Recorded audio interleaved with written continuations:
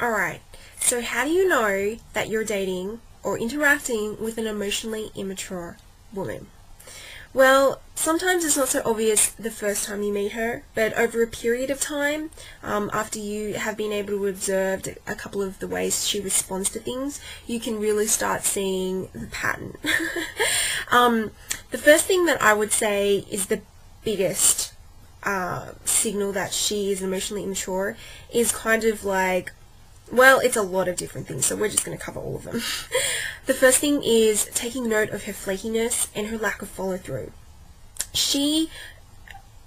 An emotionally mature woman is responsible. She's able to delegate time to certain things. She's able to prioritize. She's able to have this sense of self-responsibility over her life. She's not just up in the air and being pulled in either direction. She kind of knows where the general direction where she's going to, and she can follow through on her word. She can say no, she can say yes, and when she does say yes, she's there. She's on that phone with you. She's on that date with you at the time that, you talked about. And it's okay if, maybe once out of the 5 times you've met her, she's been running a bit late. But if she has obviously communicated to you that she will be running late just because of something's come up, I mean, that shows that she is more emotionally mature. However, if you're organizing dates with her and she's consistently late, she's consistently flaking out on you last minute, this could be a sign that she is emotionally immature in the fact that she just can't tell you no. She can't say to you, look, I don't want to go on this date with you because I have other things. And I think it's just really important that you pay attention to that. As well as that, I would say extremes in mood swings, high or low. So, she's happy and bubbly in 1 second, and all of a sudden she's depressed and manic depressive and angry and pissed off. And, obviously women are a little bit more emotional and they're going to fluctuate up and down, but if it's from really low to really high to really low, and the space between her being really happy and really sad is in the space of a minute, I mean, this is kind of a little scary, and you need to just be able to pay attention to that and just see how she is reacting over time, and to see if this is a pattern that she was in, whether this was just a one-off event, or whether this is really happening time and time again, and in fact it is getting worse. These are very obvious signals and very important signals to look out for. Another extension to that is her inability to do any sort of emotional processing.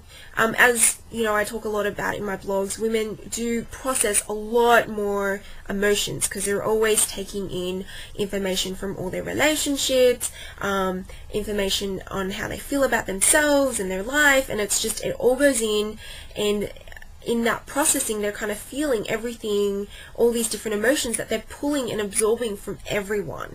So a lot of processing has to go on, and an emotionally mature woman will be able to do this quite well, and she will probably be able to communicate this to you. She'll be like, you know what, I've had a really kind of crazy day and I'm feeling all sorts of different things. Can you just give me a minute, or can you just allow me to just talk about this for 5 minutes just to get it off my chest?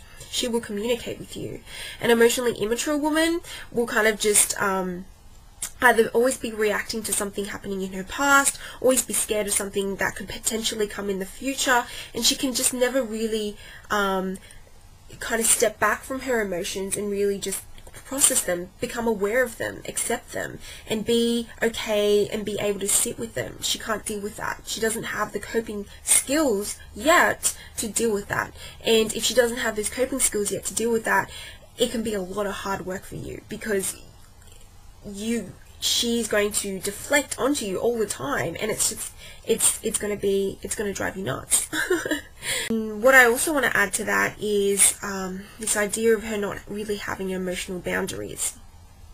If she is unable to process, she also probably has some issues with her boundaries, meaning to say she can have a fight with her best friend, and say you're in a relationship with her, she has a fight with her best friend, and so when you come back from work, you're at the apartment, and because she's had this fight with her best friend, she now has this desire, this urge to think, she in her mind, because she's had this fight, she's in a really bad mood, and then she picks a fight with you. So she has a fight with her friend and she displaces that onto you and your relationship. She doesn't realize that the relationship with her best friend is very different from the relationship with you. And that if she is having a fight with her best friend, she also doesn't have to be upset with you. You have nothing to do with her best friend. And I know it sounds so obvious, but you will be surprised how many emotionally immature women are doing this every day. You know, something upsets them somewhere else and they go yell at their boyfriend, they go yell at their partner, they go take it out on someone who's important to them.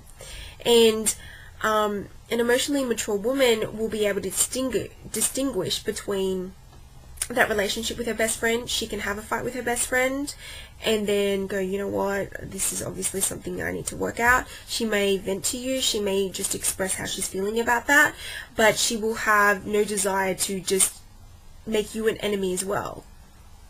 It just won't even be in her realm, because she will know that just because she's having a fight with her best friend, this has no relation and correlation to her relationship with you.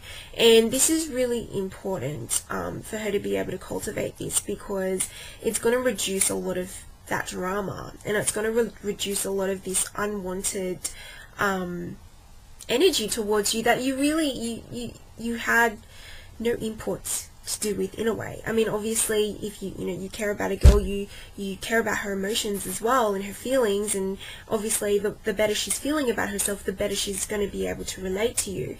But it can also be incredibly stressful and confusing and frustrating dating a woman who is emotionally immature, and I know that it can be very off-putting for you guys, because it does your head in a bit. It's like, what the hell is she doing? Like, I don't get it. You know, she's happy one minute, she's psycho the other, and like, what do I even do?